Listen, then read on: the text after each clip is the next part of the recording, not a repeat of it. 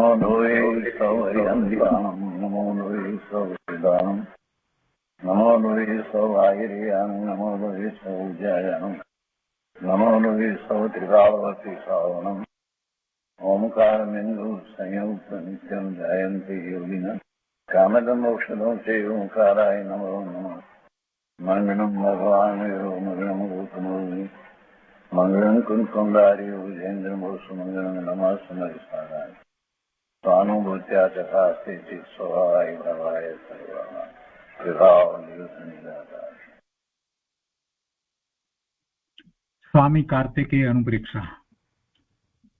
બાર ભાવનાનું શાસ્ત્ર, અદ્ભુત શાસ્ત્ર. બીજી બધી જગ્યાએ બાર ભાવનાની વાત કરવામાં આવી છે, એમાં તો માત્ર શુભ ભાવની અપેક્ષાથી જ આખી વાત છે, અને કોઈ વ્યક્તિને ધર્મ સમજાવવો છે એ અપેક્ષાથી આખી વાત દેખાય. અહીંયા તો કાર્તિકેય સ્વામીએ તો આ બાર અનુપ્રેક્ષાનું વર્ણન કરતા જૈન દર્શનનું આખું સ્વરૂપ સમજાવી દીધું. એમાં આપણે 11 ભાવનાનો સ્વાધ્યાય કર્યો છે. શુભચંદ્રાચાર્ય ભગવાનની ટીકા છે, અને પંડિત જયચંદજી છાબડાની ટીકા અને ભાવાર્થ છે. એની ઉપર પૂજ્ય ગુરુદેવ કાંજીસ્વામી આપણને ઘણું અધ્યાત્મ અને પરમાર્થભૂત વાતો સમજાવી રહ્યા છે. છેલ્લી 12મી અનુપ્રેક્ષા, ધર્મ અનુપ્રેક્ષા, એનો સ્વાધ્યાય આપણે કેટલાક દિવસથી શરૂ કર્યો છે. આ ભાવનાનો ઘણો વિસ્તાર આચાર્ય ભગવાને કર્યો છે. 188 ગાથા દ્વારા વસ્તુ સ્વરૂપને સમજાવ્યું છે. એમાં અત્યારે ગાથા 311 અને 312 એનો સ્વાધ્યાય આપણે કરી રહ્યા છીએ. એની ઉપર પૂજ્ય ગુરુદેવ કાંજીસ્વામીએ જે પ્રવચનો આપ્યા છે એ આપણે કરી રહ્યા છીએ. પંડિત જયચંદજી છાબડાએ ભાવાર્થની અંદર ખૂબ વિસ્તારપૂર્વક વસ્તુ સ્વરૂપને સમજાવ્યું. અનેકાંત દ્વારા વસ્તુ સ્વરૂપને સમજવાની જરૂર છે, અને અનેકાંત એટલે માત્ર 2 નય દ્વારા એમ નહીં, પરંતુ સપ્તભંગી 7 ભંગ દ્વારા વસ્તુ સ્વરૂપને સમજવું જોઈએ. તો ખરેખર નય વિવક્ષાથી આપણે વસ્તુ સ્વરૂપને સમજ્યા એમ કહેવાય. કેમ કે ધર્મની અંદર કોઈ પણ વાતને સમજીએ છીએ તો આપણે એ ગાથા વગેરે જે કાંઈ છે તેનો અર્થ સમજીએ છીએ, એનો ભાવાર્થ સમજીએ છીએ, એનો નયાર્થ સમજીએ છીએ, એટલે કયા નયનું કથન છે. તો એ નયાર્થની વાત જ્યારે આવે તો એનું કારણ શું છે કે અનેક નય દ્વારા વસ્તુ છે એ કહેવામાં આવી છે, એટલે એને અનેક નય દ્વારા તમારે સમજવી જોઈએ. અને એ અનેક નય દ્વારા સમજવામાં આવે ત્યારે એમાં પ્રમાણ જ્ઞાન થાય છે.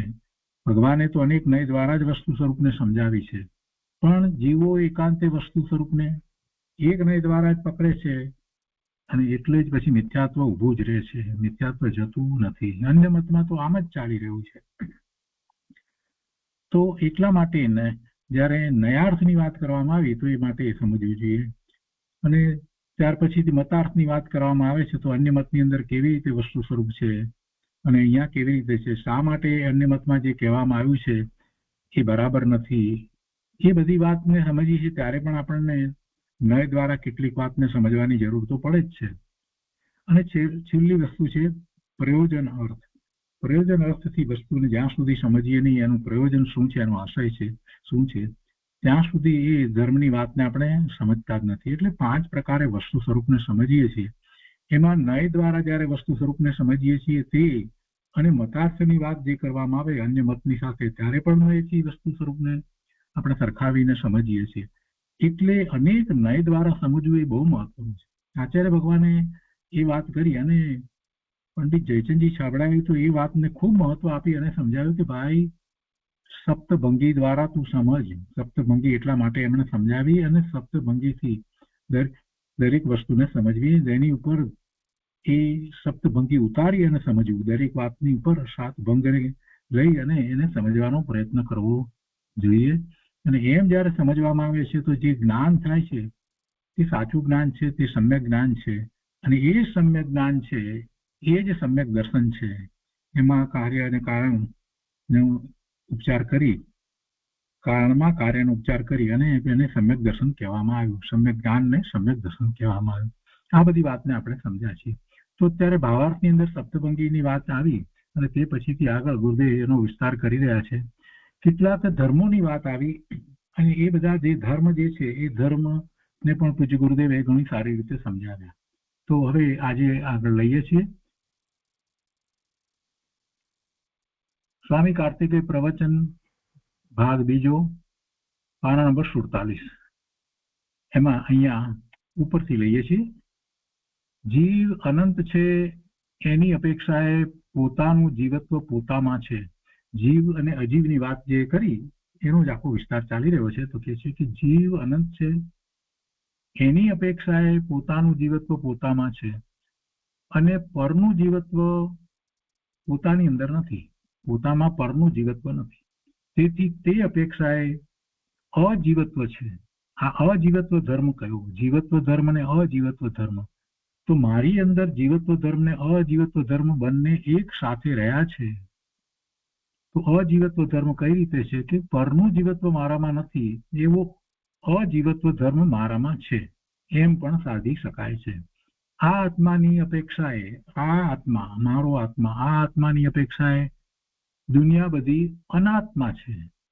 મારી અપેક્ષાએ આ આત્માની અપેક્ષાએ આને આત્મા જ્યારે હું કહું છું તો એ સિવાય બીજું બધું જે છે તે આ આત્માની અપેક્ષાએ બીજું બધું અનાત્મા છે. દરેક આત્માની અપેક્ષાએ બીજું અન્ય છે તે એને માટે એ અનાત્મા છે.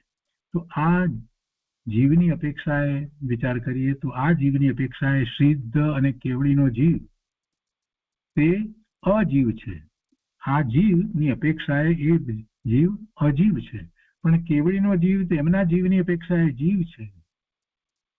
એ આખી અપેક્ષા જે કહેવામાં આવી છે. તો અહીંયા ભંગની અંદર વાત કરી અને એ સમજાવવામાં આવ્યું છે. તો એ પ્રમાણે જયારે વિચાર કરીએ છીએ તો ગુરુદેવ આપણને આ એક મહત્વની વાત સમજાવે છે કે આ જીવની અપેક્ષાએ સિદ્ધ અને કેવળીનો જીવ અને બીજા બધા જ જીવ જે છે તે અજીવ છે. આ ધર્મની અપેક્ષાથી વાત ચાલી રહી છે, જીવત્વ ધર્મ.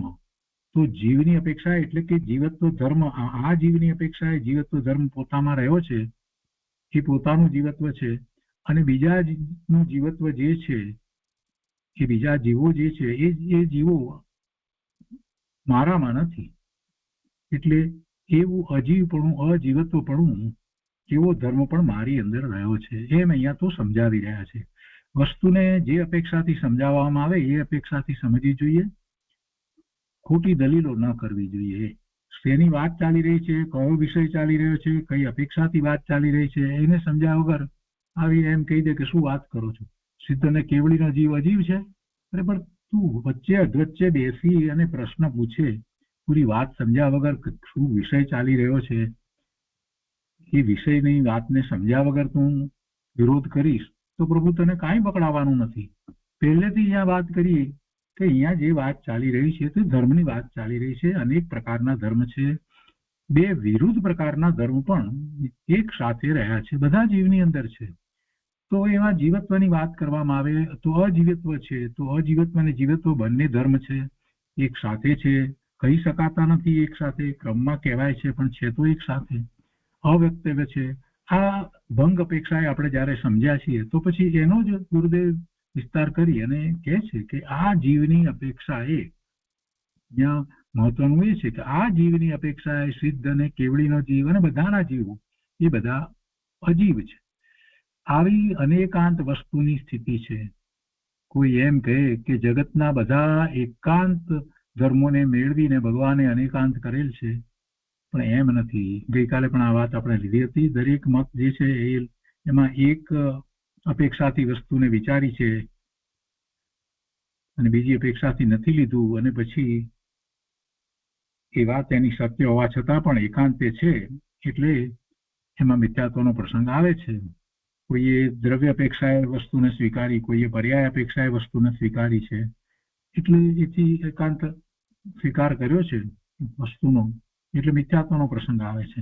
જૈન દર્શનમાં અનેક અપેક્ષા દ્વારા વસ્તુને સમજાવવામાં આવી છે, કેમ કે વસ્તુનું સ્વરૂપ અનેકાંત છે તો પછી એને અનેક અપેક્ષા દ્વારા સમજાવવામાં આવ્યું છે. અને આ જે સમજાવવામાં આવ્યું છે, જે કહેવામાં આવ્યું છે, જે લખવામાં આવ્યું છે, જે બોલવામાં આવે છે એની એક પદ્ધતિ છે, એને સ્યાદવાદ કહેવામાં આવે છે. પદ્ધતિને સ્યાદવાદ કહેવામાં છે.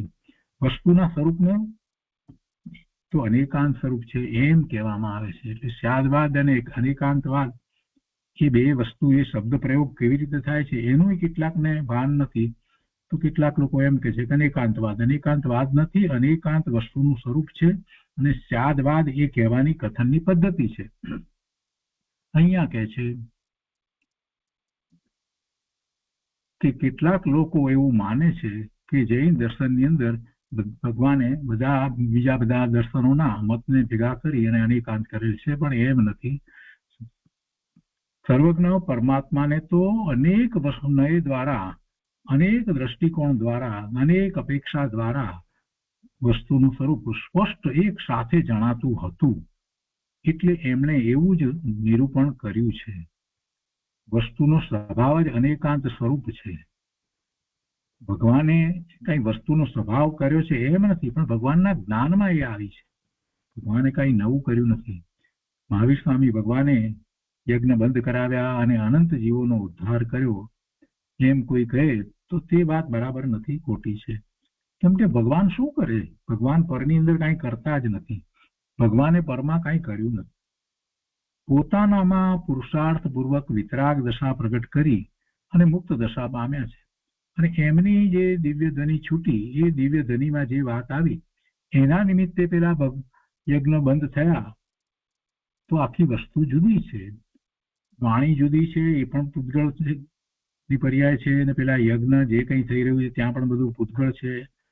તો બધાને એકબીજા સાથે સીધો કોઈ સંબંધ નથી. બે દ્રવ્યો વચ્ચે નિમિત્ત નૈમિત્તિક સંબંધ જ હોય. બે દ્રવ્યો વચ્ચે નિમિત્ત નૈમિત્તિક સંબંધ હોય. વળી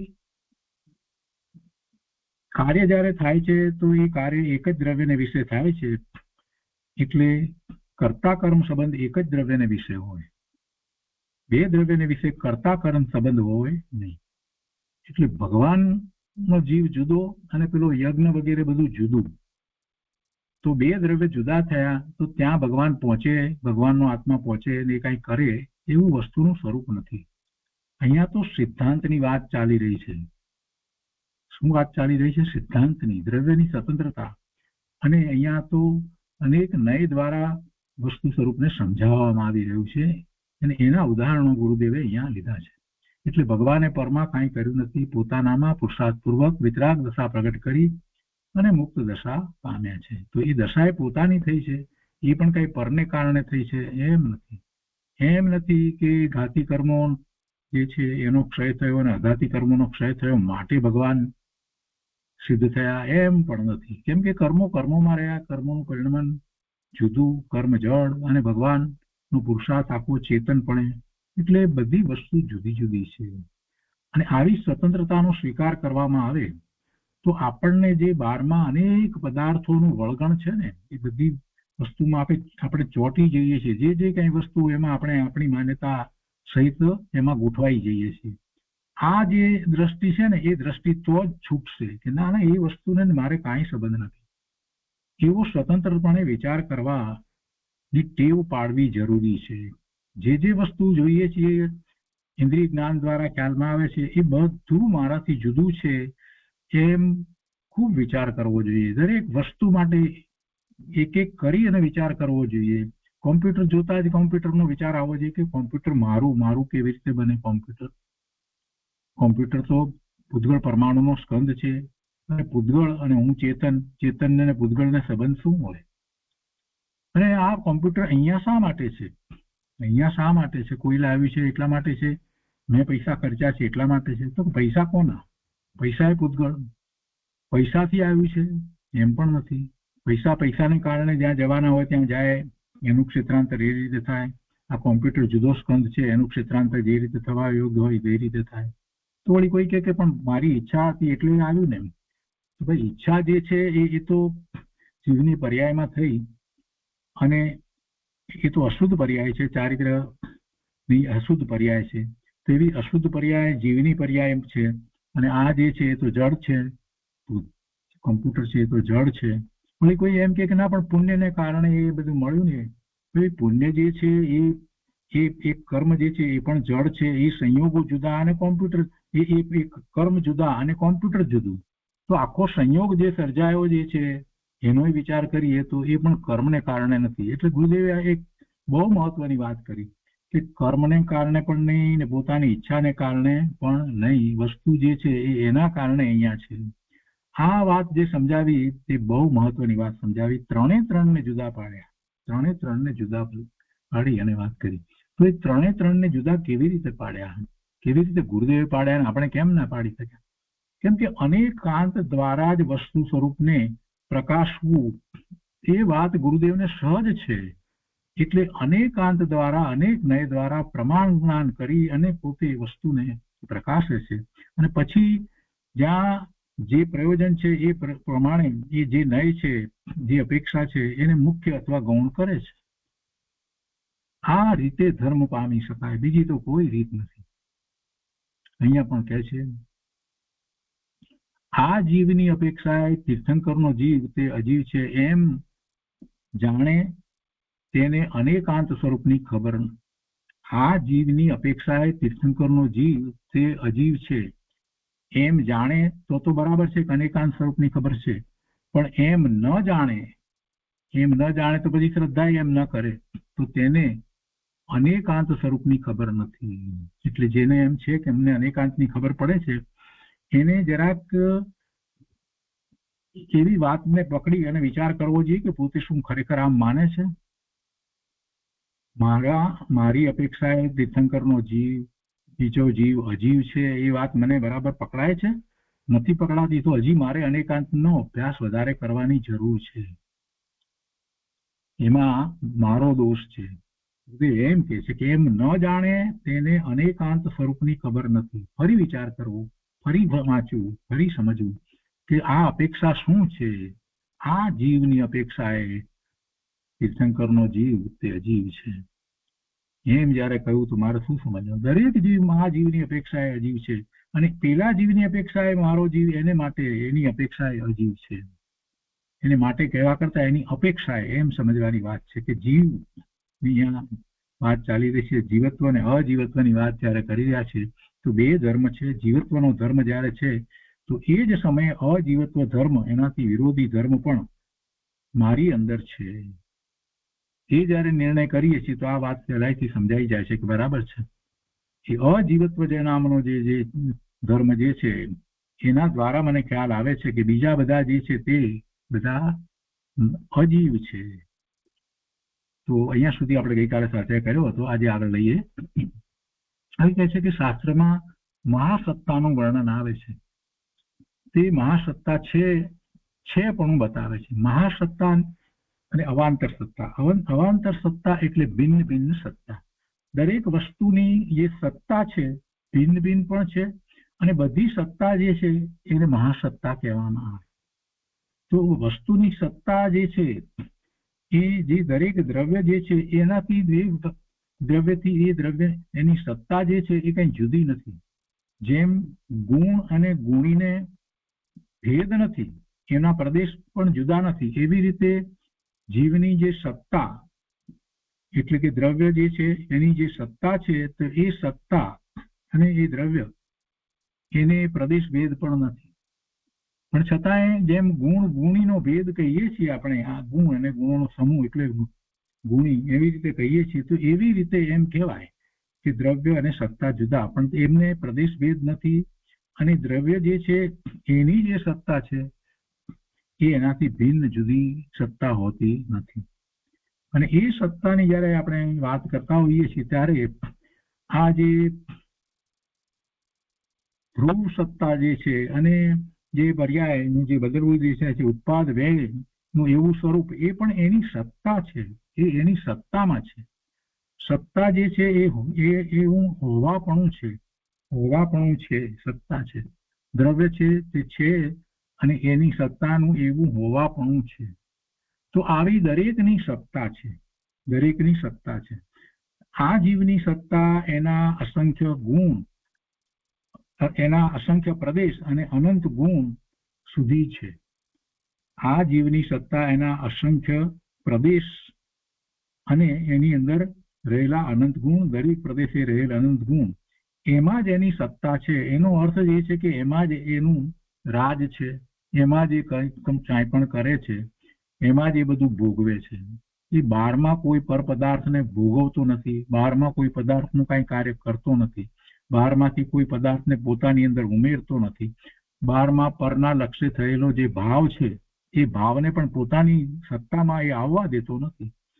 એવી એની સત્તા છે, એવો મોટો એનો કિલ્લો છે જેની અંદર બહારથી કાંઈ પ્રવેશ પામતું નથી, છતાં પણ એની સત્તા કેવી અદ્ભુત છે કે બહારમાં જે કંઈ છે તે બધાને એ જાણે છે, સર્વને જાણે છે. એની સત્તા કેવી અદ્ભુત છે કે એનું જ્ઞાન જે છે એ જ્ઞાનની એક સમયની પર્યાયમાં અનંત જ્ઞેયો એક સાથે જણાય એવું તો એની પાસે એવું તો જ્ઞાન છે. એવી એની સુખની છે, તો સુખનો ગુણ પણ એવો છે કે જેમાં એને સુખ સુખ સુખ સુખ જે બહારમાં કોઈ પદાર્થમાં નથી રહ્યું એવું, અને કોઈ પર પદાર્થની અપેક્ષા વિનાનું એવું અપૂર્વ સુખ એને સતત પ્રાપ્ત થયા કરે એવો સુખનો ગુણ અને જે એની અંદર છે, તો એ એની સત્તા છે. બધી આ બધી એની સત્તા છે.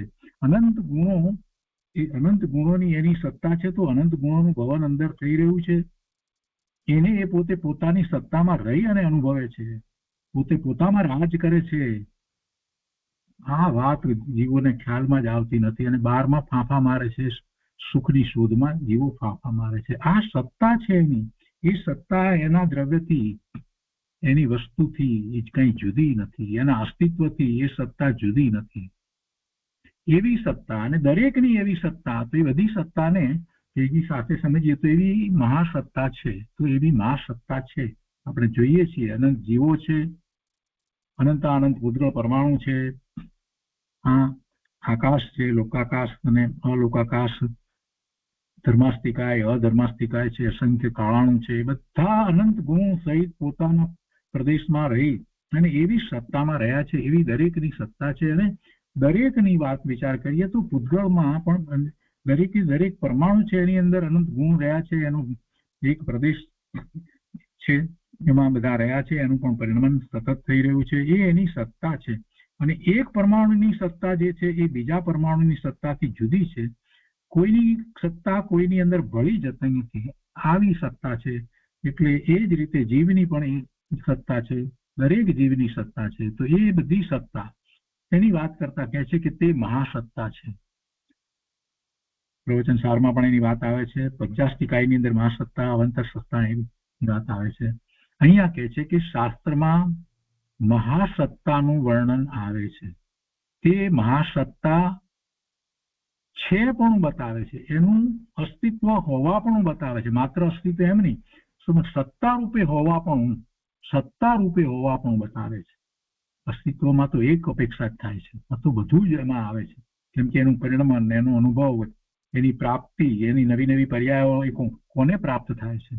એ સત્તામાં રહી અને એ દ્રવ્ય, જે જીવ દ્રવ્યનો વિચાર કરે તો એ જીવ દ્રવ્ય જ પ્રાપ્ત કરે છે. અનેક પર્યાય જે થાય છે એ પર્યાયને પ્રાપ્ત કરનાર આ જીવ પોતે છે કે બીજો કોઈ છે? મારા પરિણામોને કોણ પ્રાપ્ત કરે છે? દરેક સમયે થતા મારા પરિણામ, એવી મારી પર્યાય, એને હું જ પ્રાપ્ત કરું છું, બીજો કોઈ પ્રાપ્ત કરતો જ નથી. એ બધું ક્યાં થાય છે? મારી સત્તામાં થઈ રહ્યું છે.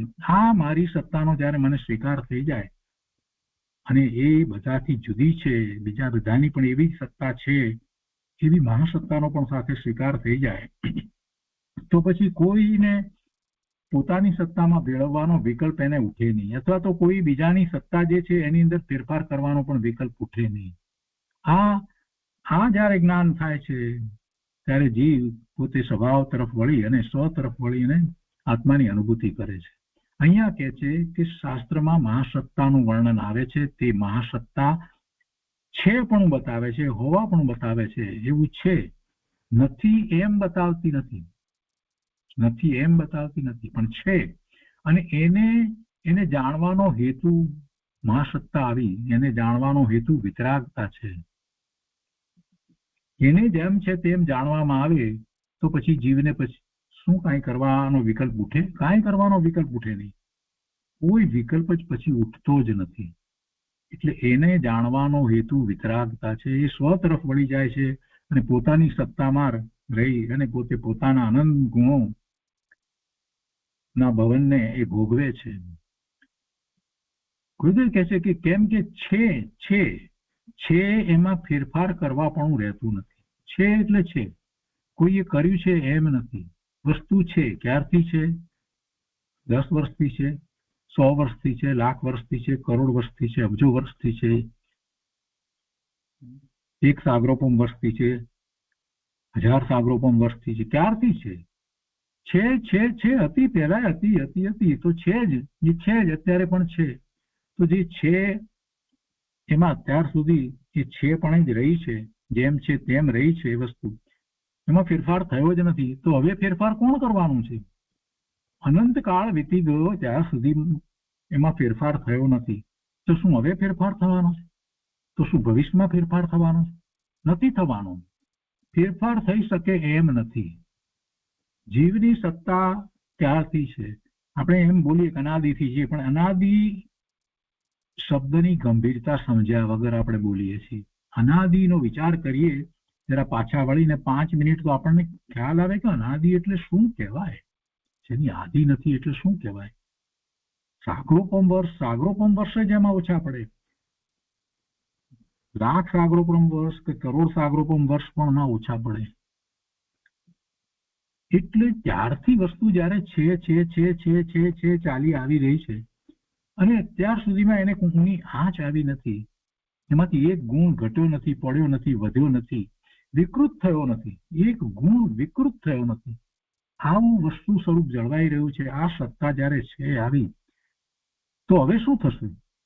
ભવિષ્યમાં શું થવાનું છે? જો આટલા વખત સુધી જો કાંઈ થયું નથી તો પછી ભવિષ્યમાં પણ એમ જ રહેવાની છે. જે છે એમાં ફેરફાર થઈ શકે નહીં. ગુરુદેવ આ વાત આપણને સમજાવે છે, એ જ આપણે પકડવાની છે. કેમ કે છે એમાં ફેરફાર કરવા પણ રહેતું નથી. આ જીવને અનાદિથી મિથ્યાત્વ છે. મિથ્યા માન્યતાઓને કારણે જગતમાં જે પૂતગળ પરમાણુના સ્કંદ જે છે એની અવસ્થાઓ બદલાઈ રહી છે અને એમાં એને એમ છે કે પોતે કંઈક કરી શકે છે એટલે બધું બદલાય છે. નવી નવી રચનાઓ બધી થાય છે. વિજ્ઞાને આમ કર્યું, સાયન્સમાં આમ થયું, તેમ થયું, વગેરે વગેરે વગેરેમાં એ એટલો બધો મૂંચવાઈ ગયો છે કે કંઈક કરું. વાસ્તવમાં એ કરી શકતો નથી. જે થઈ રહ્યું છે એમાં કરતા બુદ્ધિ સિવાય બીજું કાંઈ કરતો નથી અને જીવન નકામું વેડફી નાખે છે. તો ગુરુદેવ સમજાવે છે કે ભાઈ છે એ બધી વસ્તુ જે છે ભૂતગળ પરમાણુ છે અને એનું પરિણમન, એની સત્તા છે તો એનું પરિણમન છે. અને એનું પરિણમન જે વિભાવ ભાવે પરિણમન એ સ્કંદરૂપ પરિણમન છે અને એનું શુદ્ધ ભાવે પરિણમન એ જ સમયે એક ભૂતગળ પરમાણુનું પણ છે. તો છે. હવે એમાં ફેરફાર કરવા પણ ક્યાં આવ્યું? તું શું ફેરફાર કરે? તું માત્ર એનું જ્ઞાન કરે છે ને એ જ્ઞાન પણ તું તારામાં રહી અને કરે છે. તું તારી સત્તાની બહાર નીકળીને એનું જ્ઞાન નથી કરતો, એમાં પહોંચીને પણ જ્ઞાન નથી કરતો. તું તારી પોતાની સત્તામાં રહ્યો થકો જગતના બધા પદાર્થોની બધી પર્યાયોનું જ્ઞાન કરે છે. જે વસ્તુ છે તો એમાં ફેરફાર કરવા પણ રહેતું નથી. આટલું જયારે સમજાઈ જાય તો સહજ રીતે જીવને અકર્તા ભાવ આવે. ગુરુદેવ કહે છે કે કેમ કે જે છે એમાં ફેરફાર કરવા પણ રહેતું નથી. છે એમાં પછી આમ કેમ એવો પ્રશ્ન રહેતો નથી. જે છે અનંત કાળથી જે છે તો એમાં આમ કેમ એવો પ્રશ્ન રહેતો નથી. એ છે તો છે, એમાં વિકલ્પનો અવકાશ જ નથી. તેથી એવો જયારે સ્વીકાર થઈ જાય છે તો વિતરાગ દ્રષ્ટિ થાય છે. કોણે બનાવીને, કેમ આમ બનાવીને એમાં પ્રશ્નમાં ગૂંચવાયા કરશે ત્યાં સુધી વિતરાગ દ્રષ્ટિ થતી નથી. 6 દ્રવ્યને જેને પકડવાના છે, 6 દ્રવ્યના અસ્તિત્વને, એના પરિણમનને, દરેક દ્રવ્યની જે અવાંતર સત્તા જે છે એનો એને વિચાર કરવાનો છે. એટલે આખી વાત એને જે રીતે સમજાય એ રીતે સમજાતા એને સમ્યક્ત થાય, એને વિતરાગી દ્રષ્ટિ થાય, દ્રવ્યની દ્રષ્ટિ થાય. ગુરુદેવ કહે છે કે રાગ છે, વિતરાગતા છે, બંધ છે, મોક્ષ છે, અસ્થિરૂપ ધર્મ છે, નાસ્તિરૂપ ધર્મ પણ છે. એમ છે તો છેપણામાં એકલું જ્ઞાન જ રહે છે. બધું છે કહ્યું તો છેવટે બાકી શું રહ્યું? એ છેપણામાં એકલું જ્ઞાન જ બાકી રહે છે. છે એ તો બધું આપણે જ્ઞાનની પર્યાયની અંદર છે એવો સ્વીકાર કરીએ છીએ, એટલે રહ્યું તો જ્ઞાન જ ને. વસ્તુ જે છે તો છે, તો કોઈ નવી તો થઈ નથી, તો છે. અને દરેક ધર્મ છે, વસ્તુની અંદર એવા ધર્મ છે, અસ્થિરૂપ ધર્મ, નાસ્તિરૂપ ધર્મ દરેક ની અંદર છે. જેટલી વસ્તુઓ છે એટલે જે 6 દ્રવ્યો છે અને એની પર્યાયોનો વિચાર કરીએ એમાં ખાસ કરીને પૂતગળ પરમાણુના સ્કંદ અનેક પ્રકારના અસંખ્ય પ્રકારોના જે સ્કંદ જે છે તો એ સ્કંદની અંદર બધું આપણે જાણીએ કે એ નવી નવી પર્યાયો થવી એ પણ એનો ધર્મ છે. એ પલટવું એ એનો ધર્મ છે. પૂતગળના સ્કંદનું પલટવું એ પણ એનો ધર્મ છે, ને પૂતગળ પરમાણુનું પલટવું એ પણ એનો ધર્મ છે. તો એવું પલટવાનો પણ ધર્મ છે, એવો પણ ધર્મ છે. એટલે એ ધર્મનો પણ વિચાર કરીએ. અને અસ્તિત્વમાં બીજાનું અસ્તિત્વ નથી એવો નાસ્તિરૂપ ધર્મ પણ છે. એમ પણ જયારે આપણે વિચાર કરીએ છીએ તો એમ છે દરેકના જયારે છેપણાનો વિચાર કરીએ છીએ તો ગુરુદેવ કહે છે કે છેમાં એ છેપણામાં એકલું જ્ઞાન જ રહે છે. જ્ઞાન સિવાય વિકલ્પ કે નિમિત્તને પછી તેમાં અવકાશ જ નથી. આ વાતને શાંતિથી વાંચવી, ફરી વાંચવી અને વિચાર કરવો એટલે સમજાઈ જશે કે પછી એમાં વિકલ્પ કરવાનો કોઈ અવકાશ જ નથી, નિમિત્તને પણ એમાં અવકાશ જ નથી. શાસ્ત્રની વાણી મર્મવાળી છે. જ્ઞાન તે મર્મને યથાર્થ જાણી લે છે. જ્ઞાન પોતે જ્ઞાન સ્વભાવી છે અને પોતાનું જ્ઞાન છે એ શાસ્ત્રની વાણીમાં જે મર્મ છે એ મર્મને યથાર્થ જાણી લે છે. જ્ઞાનની એટલી શક્તિ છે, તાકાત છે. પણ એવો પ્રયત્ન કરે ત્યારે થાય ને. મિથ્યા માન્યતાઓના પાર નહીં, ડુંગર મિથ્યા માન્યતાઓના ખડકી દીધા છે અને એમાંથી એ બહાર નીકળતો જ નથી. એ શાસ્ત્રની વાણી મર્મવાળી છે એને ક્યાંથી સમજવાનો છે? ગુરુદેવ કહે છે કે અજ્ઞાનીને આશય ખ્યાલમાં આવતો નથી કે આ શાસ્ત્રમાં કઈ અપેક્ષાથી શું વાત કહેવામાં આવી છે, જે કહેવા પાછળનું પ્રયોજન શું છે, એનો આશય શું છે, એ અજ્ઞાનીને ખ્યાલમાં આવતું નથી. પંચાસ્તિકાયમાં અર્થ સમય, જ્ઞાન સમય અને શબ્દ સમય એની વાત આવે છે. અર્થ સમય, જ્ઞાન સમય અને શબ્દ સમયની વાત આવે છે. જો સમય શબ્દ જે છે ને એ એવો વર્ડ છે, એવો શબ્દ છે કે એના ઘણા અર્થ થાય છે. સમય એટલે આત્મા પણ થાય. સમય એટલે આપણે જેને ટાઈમ કહીએ છીએ એને પણ સમય કહીએ. એક સમય એટલે કે કાળ દ્રવ્યની પર્યાય એને પણ સમય કહેવાય. અર્થ સમય જે પદાર્થ છે એને, જ્ઞાન સમય, શબ્દ સમય. જે શબ્દ જે છે એ શબ્દ કાંઈ ગમે તેમ અક્ષરો ગોઠવવાથી શબ્દ બનતો નથી. એ જે અક્ષરો જે ગોઠવાયા છે તો એનું કોઈ વાચ્ય હોય ત્યારે એને શબ્દ કહેવામાં આવે. વાચક છે, શબ્દ હંમેશા વાચક હોય. ગમે તેમ અક્ષરો ભેગા કરીએ તો શબ્દ બનતો નથી. એટલે એ પણ સમય છે, એ પણ સમય છે. અહીંયા એ વાત કરે છે કે પંચાસ્તિકાયમાં અર્થ સમય, જ્ઞાન સમય અને શબ્દ સમયની વાત આવે છે. તો પદાર્થનો જે સ્વભાવ છે તેને જ્ઞાન જાણે છે.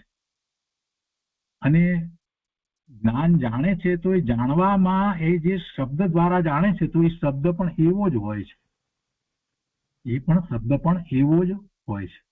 અને જે પદાર્થ છે જેને આપણે અર્થ કહીએ કે પદાર્થ કહીએ, અર્થ સમય કહીએ એટલે કોઈ પણ પદાર્થ. તો પદાર્થ તરીકે સાકર પદાર્થ છે, સાકર પદાર્થ છે. અને એટલે એ અર્થ સમય તરીકે, અને એને જણાવનાર જે શબ્દ છે, જે અક્ષરોની જે રચના છે, જે સાકર એ નામનો જે શબ્દ છે એ વાચક શબ્દ છે. એ વાચક શબ્દની અંદર પદાર્થ નથી, પણ એ વાચક શબ્દ દ્વારા આપણને જ્ઞાન થાય છે. તો એ જ્ઞાન સમય છે. એટલે અર્થ સમય, જ્ઞાન સમય, શબ્દ સમય એની વાત ત્યાં પંચાસ્તિકાયમાં કરી છે. સાકર પદાર્થ છે અને એનું જ્ઞાન જે છે એ આપણને સાકર શબ્દ દ્વારા થાય છે. સાકર પદાર્થ જે સફેદ મીઠો ગામડો, તો એનો ખ્યાલ આપણને એ સાકર અથવા તો શક્કર જે કહીએ તે જે ભાષામાં કહીએ તો, પણ એ દરેક ભાષામાં એને જે મીઠા ગાંગડાને જે રીતે કહેવામાં આવ્યો છે એ અક્ષરો નો સમૂહ જે છે એ શબ્દ છે અને એ વાચક છે. એટલા માટે એને પણ સમય કહેવાય. શબ્દ સમય છે. અર્થ એ વસ્તુ છે, પદાર્થ છે, એટલે એને પણ એનું હોવાપણું છે, અસ્તિત્વ છે, એ પણ સમય છે. અને જ્ઞાન એ પણ સમય છે. જ્ઞાન પણ સાકરનું એ સાકર પદાર્થ છે અને જ્ઞાન પણ સાકરનું થાય છે. શબ્દ સાકર શબ્દ દ્વારા, અને સાકર એવો શબ્દ પણ છે. તો જ્ઞાન કઈ આડું અવળું જાણે એમ બનતું નથી, કેમ કે જે શબ્દ જે કહેવામાં આવ્યો એ વાચક શબ્દ છે, અને એના સિવાય એ જે શબ્દ છે એને બદલે જો જ્ઞાન આડું અવળું જાણે તો મિથ્યાત્વ થાય. સાકર શબ્દ આવ્યો હોય અને એનો અર્થ કોઈ એમ જાણે કે ખારો ગાંગડો, મીઠાનો ગાંગડો પણ સફેદ હોય ને, ખારો ગાંગડો, તો એ મિથ્યાત્વ થયું. એટલે જ્ઞાન જે છે, ખરેખર જ્ઞાન જેને કહીએ તો એ છે કે જે જ્ઞાન જે છે કઈ આડું અવળું જાણતું નથી. આડું અવળું જાણે તો મિથ્યાત્વ છે. એટલે જ્ઞાન જેમ છે તેમ જાણે છે, માટે તે સમ્યક છે. અને એવું સમ્યક જ્ઞાન જે કરવા માટે અહીંયા એક પદ્ધતિ બતાવી, અનેકાંતની પદ્ધતિ બતાવી, અને એમ બધા જ પદાર્થોનું, બધી જ સત્તાઓનું જ્યારે એ જ રીતે સમ્યક જ્ઞાન થાય છે તો જીવને જે ભાવ પ્રગટ થાય છે એ વિતરાગતા છે. આવી વિતરાગતા છે, અને એવી વિતરાગતા પ્રગટે છે ત્યારે સમ્યક દર્શન થાય છે. ગુરુદેવ કહે છે કે આ રીતે અનાદિ નિધન અનાદિથી જે છે અને જેનું નિધન નથી, અનિધન, આદિ પણ નહીં અને અંત પણ નહીં, એવા અનંત જીવ અને અજીવ વસ્તુ છે. તે સર્વમાં પોતપોતાના દ્રવ્યત્વ, પર્યાયત્વ આદિ અનંત ધર્મ છે. તે સર્વ ધર્મ સહિત સપ્તભંગ સાધવા, જીવ અને પૂતગલો સાધવા, બસ ત્યાં અહીંયા પૂર્ણ વિરામ જોઈએ. તે સર્વ ધર્મ સહિત સપ્તભંગ સાધવા, આ આપણે કરવાનું છે. હવે આગળ કહે છે કે જીવ અને પૂતગલો અનંતા અનંત છે, ત્યાં પછી અલ્પ વિરામ જોઈએ. જીવ અને પૂતગલો અનંતા અનંત છે, તે બધા પોતપોતાના દ્રવ્યત્વ, પર્યાયત્વ ધર્મથી છે. દરેકને પોતાનો દ્રવ્યત્વ અને પર્યાયત્વ ધર્મ છે, અને પરના દ્રવ્યત્વ, પર્યાયત્વ ધર્મથી નથી. દરેક જે પૂતગળ હોય, જીવ જે છે તે બધા પોતાના ધર્મથી છે, પોતાના દ્રવ્યત્વ ધર્મથી છે, પોતાના પર્યાયત્વ ધર્મથી છે, પણ પરના દ્રવ્યત્વ ધર્મથી કે પરના પર્યાયત્વ ધર્મથી નથી. એટલે એ અદ્રવ્યત્વ, અપર્યાયત્વ રૂપ છે. બીજી રીતે કહીએ, પરના દ્રવ્યત્વ, પર્યાયત્વ ધર્મથી નથી, એટલે એનો અર્થ એ થયો કે અદ્રવ્યત્વ, અપર્યાયત્વ રૂપ છે. એમ વસ્તુ પોતાના સ્વવીર્યથી છે અને પરના વીર્યથી નથી. એમ બધા વિશેષ ધર્મોમાં શબ્દભંગી ઉતારે છે, તે બધા ભંગો સ્વતંત્ર છે, પરની અપેક્ષા રાખતા નથી, એટલે પરના કારણે તે ભંગો નથી. એક ભંગ બીજા ભંગની અપેક્ષા રાખતો નથી. બહુ સરસ વાત છે. એક ભંગ બીજા ભંગની અપેક્ષા રાખતો નથી. એમ અનેકાંત સ્વરૂપ છે, તે સ્વતંત્રતાને નક્કી કરે. પદ્ધતિ જે કહેવામાં આવી સપ્તભંગી, એની અંદર પણ ગુરુદેવ સ્વતંત્રતા કેવી બતાવે છે. એક ભંગ બીજા ભંગની અપેક્ષા રાખતો નથી. પછી બીજા આગળ કહે છે કે પેલું જીવ અને બીજું પૂતગળ ના સ્થૂળ પર્યાય છે, તે પણ ચિરકાળ સ્થાયી અનેક ધર્મ રૂપ હોય છે. ચિરકાળ સ્થાયી એટલે લાંબો સમય સુધી રહે પર્યાય, એવી પર્યાય એટલે ચિરકાળ સ્થાયી, અને અનેક ધર્મ રૂપ હોય છે.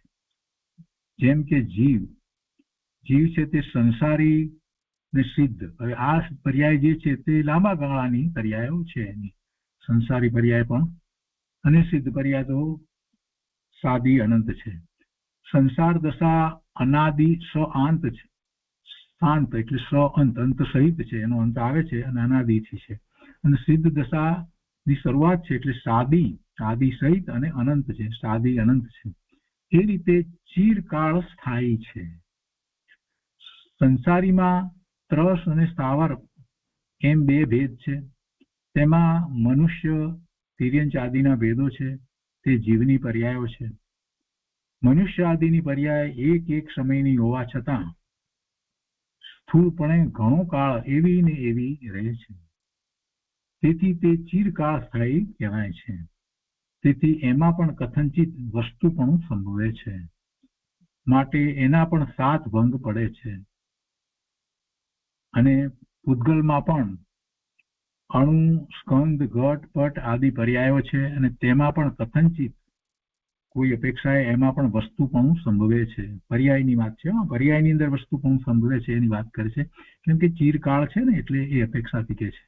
તેથી તેમાં પણ સપ્તભંગી ઉતરે છે. એટલે આ સપ્તભંગી ક્યાં ઉતરે એની વાત કરી છે. એટલે કે એમાં પણ અનેકાંતપણું આપણે લાગુ પાડી અને 7 ભંગથી નહીં તો પહેલા 4 ભંગથી વસ્તુનો નિર્ણય કરીએ જે તો આપણને ઘણો બધો ઉઘાડ થઈ જાય છે. વસ્તુ સ્વરૂપ સાચું સમજાઈ જાય છે. અહીંયા કે છે કે ભલે એ જ પ્રમાણે જીવ પૂતગલના સંયોગથી થયેલા આશ્રવાદી ભાવોમાં પણ બહુ ધર્મપણાની અપેક્ષાએ તથા પરસ્પર વિધિ નિષેધથી અનેક ધર્મરૂપ કથનચિત વસ્તુપણું સંભવે છે. નવતત્વની વાત લીધી છે. જીવ અને પૂતગલના સંયોગથી નવતત્વ જ્યારે આપણે કહીએ અથવા તો નવ પદાર્થ કહીએ છીએ તો જીવ, અજીવ, પછી જીવનો પૂતગલની સાથેનો સંયોગ અથવા એનો વિયોગ, એના કારણે થતી બીજી બધી પર્યાયો છે. એ 7 જે પર્યાય લઈએ છીએ એમાં આશ્રવ, પછી પુણ્ય, પાપ, પછી બંધ, સંવર, નિજરા અને મોક્ષ, એમ 9 થાય. તેમાં 7 જે છે એ તો પર્યાય છે. જ્યારે 7 તત્વ કહીએ છીએ તો પુણ્ય અને પાપને આપણે જુદા નથી લેતા, એમને આશ્રવમાં કે બંધની અંદર આપણે સમાવી દઈએ છીએ. તો જીવ અને પૂતગલના સંયોગથી થયેલા આશ્રવાદી એટલે એમાં આશ્રવ આવી જાય છે, સંવર, નિદ્રા, મોક્ષ એ બધું આવે. તો એ બધા ભાવ છે. જીવ અને પૂતગલના સંયોગથી થયેલા આશ્રવાદી ભાવોમાં પણ બહુ ધર્મપણાની અપેક્ષાએ, જુદા જુદા ઘણા પ્રકાર ધર્મના થયા છે એની અપેક્ષાએ તથા પરસ્પર વિધિ નિષેધથી અનેક ધર્મરૂપ કથનચિત વસ્તુપણું સંભવે છે. માટે તેમાં પણ સપ્તભંગ પડે છે અને તે હવે કહે છે. એટલે આ જે 9 તત્વ જે છે એના ભંગની વાત લે છે. એમાં આશ્રવ ધર્મની વાત લીધી છે. આશ્રવ એ એક પ્રકારે જોવા જઈએ તો શું છે? એ ભાવ છે. આશ્રવ ભાવ. આશ્રવ ભાવ એટલે અજીવ સાથે જીવ ના સંયોગથી થતી જે પર્યાય જે કહીએ પરિણામ જે છે તે આશ્રવ ભાવ છે. અહીંયા કે છે આશ્રવને વિશે કે દયા, દાન, ભક્તિ, પૂજા આદિના પરિણામો આશ્રવ છે. ક્રોધ, માન, માયા, લોભ એ બધા ભાવ પણ આશ્રવ છે. આ પુણ્યના ભાવ છે. દયા, દાન, ભક્તિ, પૂજા આદિના પરિણામો એ આશ્રવ છે. એ પુણ્ય આશ્રવ છે. અને ક્રોધ, માન, માયા, લોભ વગેરે જે છે 9 પ્રકારના 9 કષાયો એવા પરિણામ જે છે એ પાપ આશ્રવ છે. પણ એ બધા આશ્રવ છે. તે આશ્રવથી છે. જે આશ્રવ છે તે આશ્રવથી છે. જીવ અજીવ આદિથી નથી. શાંતિથી સમજવાનું. આશ્રવ છે તે આશ્રવથી છે. જીવ અજીવ આદિથી નથી. આશ્રવ જળ કર્મના કારણે નથી, કેમ કે તે સ્વથી છે અને પરથી નથી. આશ્રવની વાત લઈએ. આશ્રવ તો આશ્રવથી છે. આશ્રવ બીજાથી નથી. આશ્રવથી છે. જીવ અજીવથી નથી. આશ્રવ જળ કર્મના કારણે નથી. કોઈને એમ થાય કે એવા કર્મનો ઉદય આવ્યો માટે આશ્રવ થયો ને, એટલે જળ કર્મથી આશ્રવ થયો ને. જળ કર્મના કારણે આશ્રવ છે ના. એ આશ્રવ કેમ થયો? એ ભાવ કેમ થયો? સ્વતંત્ર થયો. પેલા કર્મનો ઉદય આવ્યો એને કરાયો. જળ કર્મના ઉદય કરાયો. જળ કર્મના ઉદયની સાથે એ સંયોગ થયો એટલે એને શુભ ભાવ કે અશુભ ભાવ થયો. તો પેલાએ કરાવ્યો એમ પણ શુભ ભાવ, દયાનો ભાવ આવ્યો એને એ ભાવને આપણે આશ્રવ કહીએ. તો એ ભાવ કોણે કરાવ્યો? કોઈએ કરાવ્યો? તો કે ના. એ ભાવ જે છે તે ભાવ એનો એ ભાવ એ આશ્રવ છે. તો એ ભાવ જે છે જળ કર્મના કારણે નથી. તે સ્વથી છે અને પરથી નથી. આશ્રવનો ભાવ જે છે એ પોતાથી છે અને પરથી નથી. એમ આશ્રવનો અસ્તિ નાસ્તિ ધર્મ છે. અહીંયા પેલા સપ્તભંગીના જે અસ્થિ નાસ્તિ ધર્મ ઉતારીએ તો એમાં આશ્રવ આશ્રવથી છે, આશ્રવ પરથી નથી. આશ્રવ પોતે પોતાથી છે, એનું આશ્રવનું અસ્તિત્વ જે છે એ શું, આશ્રવ ભાવનું અસ્તિત્વ જે છે એ એના પોતાથી છે, પણ પરથી એનું અસ્તિત્વ નથી, પરને કારણે નથી, એટલે નાસ્તિ ધર્મ કહ્યું. તો અહીંયા કહે છે કે એમ આશ્રવનો અસ્થિ નાસ્તિ ધર્મ છે, અને બંને ધર્મ આશ્રવના એની અંદર જ છે. અહીંયા તો આ પર્યાય ધર્મ લઈને વાત ગુરુદેવ સમજાવી રહ્યા છે. પર્યાયને પણ એનો પણ એક સમય છે ને, એટલે ગુરુદેવે એ વાત ઉપર પહેલા લીધી, સમજાવી કે જે પર્યાય જે છે એ ચિરકાળ છે, તો એને પણ વસ્તુ કહેવાય, અને વસ્તુ છે તો એ વસ્તુના ધર્મ છે, અને વસ્તુના ધર્મમાં પણ તમે સપ્તભંગી ઉતારી અને એને વધારે સારી રીતે સમજી શકો છો. તો અહીંયા બે ભંગની વાત રહી અને અસ્થિ નાસ્તિ ધર્મની વાત આશ્રવની અંદર ઉતારી અને એમ કે છે, તો એ છે કે આશ્રવ આશ્રવથી છે અને પરથી નથી. એમ આશ્રવનો અસ્થિ અને નાસ્તિ ધર્મ છે. નૈમિતિકની પર્યાય નિમિત્તથી નથી પણ પોતાથી છે. નૈમિતિકની પર્યાય, નૈમિતિક કોને કહેવાય, જે પરિણામ આવ્યું હોય એને નૈમિતિક કહેવાય. એ વખતે બીજું દ્રવ્ય જે છે જેની ઉપર ઉપચાર કરી અને નિમિત્ત કહેવામાં આવ્યું હોય એ છે હાજર, તો આ જે નવા પરિણામ થયા એને નૈમિતિક કહેવાય. તો નૈમિતિક એ પર્યાય છે, એ નવી બનેલી પર્યાય છે. એ વખતે જે ત્યાં નિમિત્ત જે છે તો એ નિમિત્તને કારણે નૈમિતિકની પર્યાય નથી, પણ એ નૈમિતિકની પર્યાય પણ પોતાથી છે, એમ અનેકાંત છે. શું અનેકાંત કર્યું? નૈમિતિકની પર્યાય નિમિત્તથી નથી પણ પોતાથી છે, એમ અનેકાંત છે. પણ કોઈ અપેક્ષાએ આશ્રવ પોતાના કારણે છે અને કોઈ અપેક્ષાએ કર્મના કારણે થાય છે, એમ અનેકાંત નથી. જો અહીંયા નૈમિતિકની વાત કરતા પાછી આશ્રવની વાત કરતા નૈમિતિકની વાત કરી એટલે એમાં કઈ વિષય બદલી ગયો છે એમ નથી. એટલે આ જે આશ્રવ થયો છે તો એવી એની અવસ્થા થઈ છે, પર્યાય બદલી છે, એટલે નૈમિતિક, તો એને નૈમિતિક કહેવાય. તો એ નૈમિતિક છે તો કોઈ નિમિત્તને કારણે, એટલે કે કર્મનો ઉદય આવ્યો એને કારણે, કે સામે માણસ જે હતો એને એવો ઉપદેશ આપ્યો એટલે આને દયાનો ભાવ થયો એમ નથી. દયા એક જ લઈએ આપણે, તો દયાનો ભાવ થયો એ આશ્રવ થયો, પુણ્ય આશ્રવ થયો, શુભ ભાવ છે એટલે. તો એમાં સામે મહારાજશ્રી બેઠા હતા અને એમને ઉપદેશ આપ્યો, એમના નિમિત્તે પોતાને દયાનો ભાવ આવ્યો, તો એ નિમિત્ત કહેવાય. પણ એને કારણે છે એમ નથી, કેમ કે નિમિત્ત કાંઈ કરતું નથી. એ વાણી જળ છે, મહારાજશ્રીની વાણી જે છે એ તો જળ છે, અને ભાવ અહીંયા મારી પર્યાયમાં થયો. તો દયાનો ભાવ ક્યાં થયો? મારી પર્યાયમાં.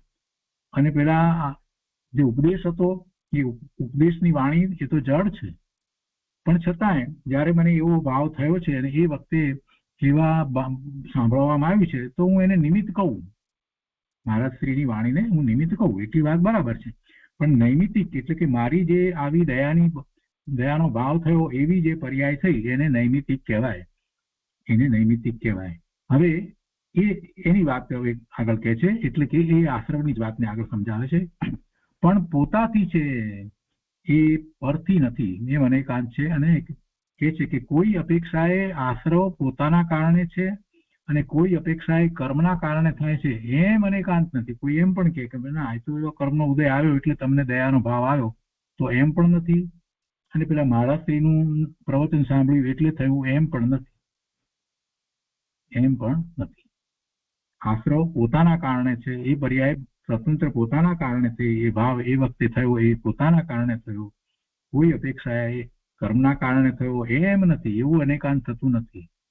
પોતાથી પણ થાય અને કર્મનો ઉદય આવ્યો માટે થાય, એમ પણ થાય, એમ એવું અનેકાંત નથી. એને તો ફૂદડી વાત ગુરુદેવ કહે છે.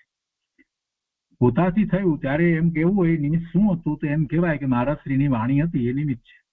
અને એ વખતે કર્મનો ઉદય એવો છે, કર્મનો ઉદય એવો છે જેથી કરી અને એવા દયાના પરિણામ થઈ જાય. તો એ કર્મ જે છે એ ત્રીજી વસ્તુ થઈ. એ કર્મનો ઉદય એવો હતો માટે જ મારા પરિણામ દયાના થયા, એમ પણ નથી. એવો સંયોગ જે બન્યો કે જેમાં કર્મનો ઉદય એવો હતો, એવો વિચારતોના ભાવરૂપ કર્મનો ઉદય હતો, એટલે મારા શ્રીની વાણી મળી, અને મારા શ્રીની વાણી મળી એટલે મને દયાનો ભાવ થયો. તો બધી વસ્તુ જુદી છે, ત્રણે ત્રણ વસ્તુઓ જુદી છે. આ વાત પહેલા પણ આવી ગઈ છે. ગુરુદેવ એ વાતને વધારે સ્પષ્ટ કરે છે અહીંયા કે કોઈ અપેક્ષાએ આશ્રવ પોતાના કારણે છે અને કોઈ અપેક્ષાએ કર્મના કારણે થાય છે એમ જો તું માનતો હોય તો એવું અનેકાંત નથી. એ માન્યતા તારી ભૂલ ભરેલી છે. એમ અનેકાંત નથી. આત્મા કથનચિત પોતાના કારણે, હવે બીજું ઉદાહરણ લઈને વાત સમજાવે છે. આશ્રવની વાત આવી એમાં જ સમજાવે છે કે આત્મા કથનચિત પોતાના કારણે 11મા ગુણ સ્થાનેથી પડે છે અને કથનચિત કર્મના ઉદયની બળજોરીથી પડે છે. એમ અનેકાંતનું સ્વરૂપ નથી. આપણે જાણીએ છીએ કે 11મા ગુણ સ્થાનેથી તો પડવાનું જ થાય, કેમ કે એ ઉપસમ શ્રેણી ચડી અને 11મા ગુણ સ્થાને જાય છે. 7મા ગુણ સ્થાનથી આગળ વધી 8મા ગુણ સ્થાનથી શ્રેણી ચડે છે. પહેલું શુક્લ ધ્યાન પ્રગટ કરે છે અને પછી એ આગળ વધે છે. તો એ જો 11મા ગુણ સ્થાને જાય છે તો એ ઉપસમ શ્રેણી ચડીને ગયો છે અને ઉપસમ શ્રેણી ચડ્યો છે તો એ પાછો વળવાનો જ છે. ત્યાંથી 12મે ગુણ સ્થાને જવાતું નથી. ક્ષપક શ્રેણી ચડે છે તો 10મેથી 12મે જાય છે. તો અહીંયા કે છે કે જે વાતનો જ ખ્યાલ હોય એને આ ઉદાહરણ સમજાય, એટલા માટે આ વાત હું કરું છું. પહેલા તો ઉદાહરણ સમજવા માટે એ વસ્તુ ખબર હોવી જોઈએ ને. ગુરુદેવ કહે છે કે આત્મા કેમ 11માંથી પાછો પડ્યો, તો કહે છે કે એમ કહીએ કે આત્મા કથનચિત પોતાના કારણે 11મા ગુણ સ્થાનથી પડે છે અને કથનચિત કર્મના ઉદયની બળજોરીથી પડે છે. એમ અનેકાંતનું સ્વરૂપ નથી ભાઈ, એવું અનેકાંત નથી. પોતાનું પરિણામ જે છે એ બે જુદા જુદા કારણથી થાય છે એવી જે માન્યતા છે એ જ ભૂલ ભરેલી છે.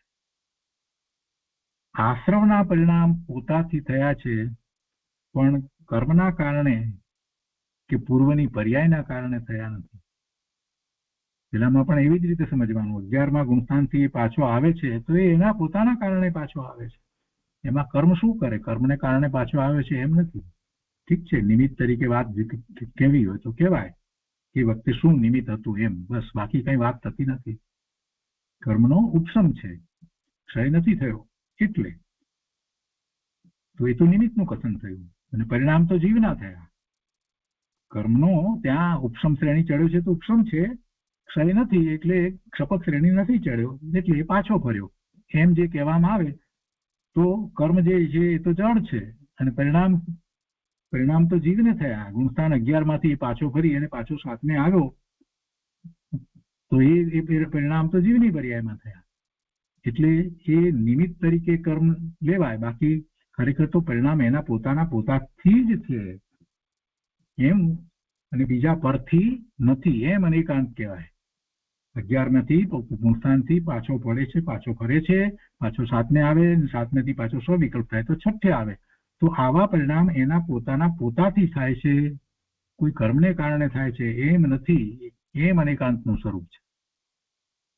આશ્રવના પરિણામ પોતાથી થયા છે પણ કર્મના કારણે કે પૂર્વની પર્યાયના કારણે થયા નથી. અહીંયા આશ્રવ માટે પણ દયાના પરિણામ મને થયા તો મને પહેલા એવી પૂર્વની પર્યાય એવી થઈ એને કારણે થયા એમ પણ નથી.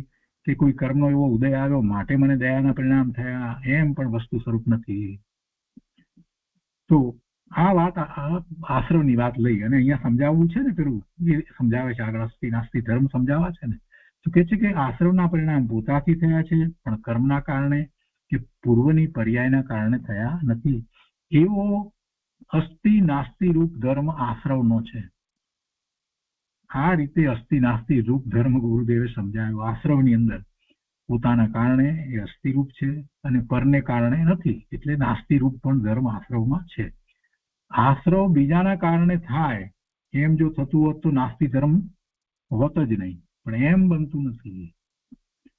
એટલે કે છે કે એવો અસ્થિ નાસ્તિ રૂપ ધર્મ આશ્રવનો છે, તે અનેકાંત છે અને એ રીતે આશ્રવની સપ્તભંગી છે. પછી એમાં આગળ સપ્તભંગી એ રીતે ઉતારી શકાય. બંને સાથે છે, અસ્થિ રૂપે છે, પોતાના પરિણામ પોતાથી થાય છે એ અસ્થિ રૂપ છે, પરને કારણે આશ્રવ નથી થતો એ નાસ્તિ રૂપ છે. બંને ધર્મ એક સાથે છે. એવું ન હોત તો બીજાના કારણે પણ એને આશ્રવ થઈ જાત. ધારો કે નાસ્તિ ધર્મ ન હોય આશ્રવની અંદર તો આશ્રવ પરને કારણે પણ એને આશ્રવ થાય. હવે મોટા ભાગના લોકોને તો આય ખબર નથી કે પરને કારણે આપણને આશ્રવ થતા નથી. ઊંધી માન્યતાઓના ઢગલા પડ્યા છે. પરને કારણે પોતાને આશ્રવ થાય. ક્રોધ મને કેમ થયો તો કે પેલો ગાળ બોલ્યો એટલે મને ક્રોધ થયો. દયાના પરિણામ મને કેમ થયા? તો કે મારા શ્રીનું પ્રવચન સાંભળ્યું એટલે મને દયાના પરિણામ થયા. આ આશ્રવ જે થયા એ કોને કારણે થયા? ભાઈ, પરને કારણે આશ્રવ થાય છે એટલું જ સમજતો નથી. હવે જ્યાં સુધી એ આશ્રવને સમજતો નથી, પરને કારણે આશ્રવ નથી થતો, પોતાના પરિણામ પોતાથી જ થાય છે, એ જ જ્યાં સુધી સમજ્યો નથી ત્યાં સુધી એને આશ્રવની અંદર અસ્થિ અને નાસ્તિ ધર્મની વાત ક્યાંથી સમજાશે? આ તો ગુરુદેવ કહે છે ને, ત્યાં હંમેશા ગુરુદેવ કહેતા ત્યાં તો કોલેજ છે. સમજણમાં બહુ સૂક્ષ્મતાથી વાત આવી સમજાવે એટલે કે છે કોલેજ છે, એટલે સ્કૂલનું એજ્યુકેશન પૂરું કરીને આવ્યા હોય એને જ આ વાત સમજાય. અહીંયા પણ આપણે આ વાતને સમજીએ છીએ કે જયારે આશ્રવ થયો તો કેવી રીતે થયો એટલો જરાક વિચાર કરીએ. કોને કારણે આશ્રવ થયો? આશ્રવ એટલે દયાનો ભાવ મને થયો, એ આશ્રવ થયો. બરાબર, એ મારી પર્યાયમાં થયો. એ કોને કારણે થયો? કર્મના ઉદયને કારણે થયો. એ સંયોગ એવો આવ્યો કે મારા શ્રીનું પ્રવચન સાંભળ્યું એટલે થયો. કેવી રીતે થયો? એ આશ્રવ કોને શેને કારણે થયો? તો કે મારા પરિણામ મારે કારણે થાય. મારા પરિણામ જે છે એ મારે કારણે થાય. એ કર્મનો ઉદય કાંઈ મને એવો ભાવ કરાવે છે એવું તો છે નહીં. કેમ? કેમ કે કર્મ જડ છે. કર્મ જડ છે અને હું ચેતન છું, તો મારા પરિણામ મારા ભાવ એ જડ કરાવી શકે નહીં. એવી રીતે મારા શ્રીએ મને એ દયાનો ભાવ કરાવ્યો એ બને? કેવી રીતે બને? મારા શ્રીનું દ્રવ્ય જુદું, મારા શ્રીનો આત્મા જુદો, મારો આત્મા જુદો, તો એમનો આત્મા મારા પરિણામ બદલી નાખે તો પછી મારું કઈ અસ્તિત્વ જ રહે નહીં. આખી દુનિયાના બધા જીવો મારા પરિણામને બદલી નાખે, હું પણ રહેવા જ ન દે. એટલે એમ વસ્તુ સ્વભાવ જ નથી. તો પછી મારા પરિણામ જે થયા, આશ્રવના દયાના પરિણામ થયા, એ કોણે કર્યા? મારાથી જ થયા. તો કેમ બીજાથી ન થયા? તો કે ભાઈ એમાં એવો ધર્મ છે આશ્રવની અંદર પણ, જે એવો અસ્થિ અને નાસ્તિ રૂપ ધર્મ છે કે પોતાથી થાય, અને નાસ્તિ ધર્મ એવો છે કે બીજાથી ન થાય એવો નાસ્તિ રૂપ ધર્મ આશ્રવની અંદર પડ્યો છે. એટલે બીજાથી આશ્રવ નથી થતો એવો નાસ્તિ ધર્મ આશ્રવમાં પડ્યો છે. અહીંયા આશ્રવના અસ્થિ નાસ્તિ ધર્મને સમજાવ્યા છે. આવો અસ્થિ ધર્મ છે કે મારાથી થાય છે, અને નાસ્તિ ધર્મ એવો છે કે બીજાથી ન થાય, બીજાને કારણે મને આશ્રવ ન થાય. હવે આ બંને ધર્મ એક સાથે પડ્યા છે. બરાબર ને? એટલે પણ કહીએ છીએ ત્યારે શું છે? પહેલા કહીએ છીએ આ આશ્રવ અસ્થિ, પછી બીજું કહીએ તો આશ્રવ નાસ્તિ, એટલે બીજાને કારણે આશ્રવ નથી થતો એ વાત આવે. પછી ત્રીજું બંને સાથે છે કે આશ્રવ અસ્થિ નાસ્તિ, બંને સાથે છે. ભલે સાથે કહેવાતા નથી, ક્રમમાં જ કહેવાય, પણ તો એ ત્રીજો ભંગ થયો. અને ચોથો ભંગ શું થાય? અવક્તવ્ય. અસ્થિ નાસ્તિ અવ્યક્તવ્ય, એટલે બંને જે છે એની વાત, ધર્મની વાત કરી. આશ્રવનો અસ્થિ ધર્મ, આશ્રવનો નાસ્તિ ધર્મ એ એક સાથે એક જ સમયમાં કહી શકાતા નથી, એક કાળમાં કહી શકાતા નથી. ચોથો થયો. આટલા ચાર ભંગ તો આપણને આવડે ને પછી તો આપણને ખ્યાલ છે પહેલાની સાથે ચોથો, બીજાની સાથે ચોથો, ત્રીજાની સાથે ચોથો, એમ કરીને બીજા ત્રણ ભંગ પણ આપણે એ રીતે કરી શકીએ. તો આજે આ વાત હતી. અહીંયા ગુરુદેવે આ વાત આપણને સમજાવી છે. હવે આગળ કહે છે, આગળ લઈ લઈએ આપણે કે પૂર્વના સંસ્કારના કારણે વર્તમાન પર્યાય થતી નથી. કોઈ એમ કે આ આશ્રવ થયો તો પૂર્વના સંસ્કાર હતા એટલે થયા, તો કે ના, નથી થતા.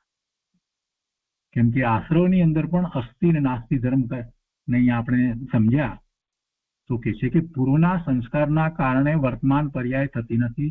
પૂર્વની પર્યાય તો ગઈ, અને પૂર્વના સંસ્કાર પડ્યા હતા, એ સંસ્કાર જે છે એને કારણે વર્તમાન પર્યાય થાય એવું વસ્તુનું સ્વરૂપ નથી.